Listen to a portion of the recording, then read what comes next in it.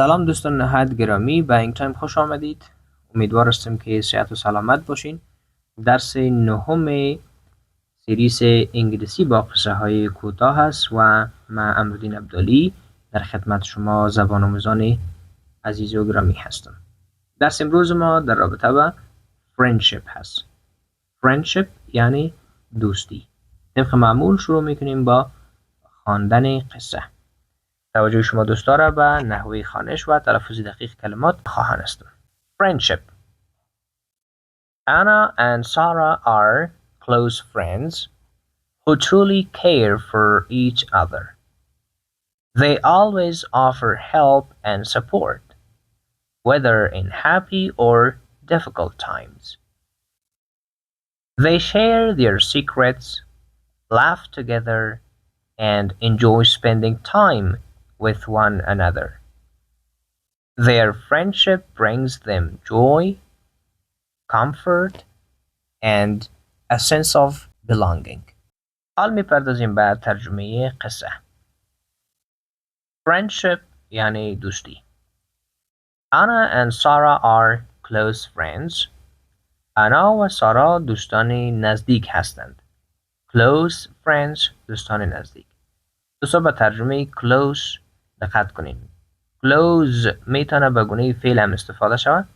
اگر به گونه فعل استفاده شد در اینجا صدای ز تولید میشه. close مثلا میگیم که close the door.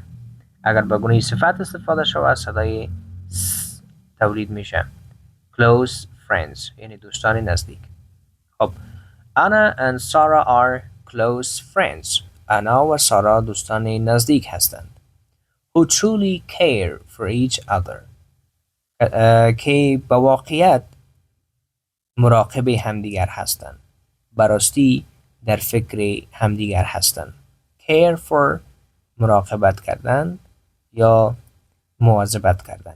They always offer help and support. آنها همیشه ارائه کمک و حمایت میکنند. Whether in happy or difficult times. چی در وقت خوشی باشه یا در وقت سختی. Difficult times یعنی اوقات سختی. They share their secrets. آنها رازهایشان را با همدیگر شریک می سازند. Share شریک ساختن. Secrets رازها. Laugh together با هم می خندند.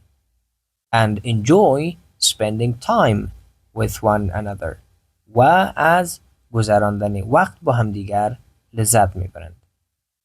spend اگر با زمان استفاده شود با time استفاده شود یعنی گذراندن و اگر با پول استفاده شود یعنی مصرف کردن. Their friendship brings them joy, comfort and a sense of belonging. دوستی آنها برشان لذت، راحتی و حس تعلق خاطر میاره. Their friendship brings یعنی دوستی آنها میاره. brings آوردن یا برشان باعث میشه. joy لذت، خوشحالی. comfort راحتی. and sense of belonging و حس تعلق خاطر. این هم متن ترجمه درس میتونین که ویدیو رو استاپ بکنین و متن را هم بخوانین تا جایی که مشکل داشته باشین در ترجمه حل شود. میپردازیم به کلمات کلیدی قصه. Words of the story. طبق معمول دوستان لطف نموده کلمات را بعد از من تکرار کنین. Close friends. Close friends. دوستان صمیمی، دوستان نزدیک. Care for. Care for. توجه داشتن، مراقبت کردن، مواظبت کردن. Difficult times. Difficult times. اوقات سختی. Secrets. Secrets. رازها. Sense of belonging. Sense of belonging. یعنی حس تعلق. Laugh. Laugh. خندیدن. GH در اینجا صدای فی دارد. Laugh. spend spend سپری کردن support support حمایت کردن bring bring آوردن comfort comfort راحتی یا آرامش. این هم تمرینات خدمت شما.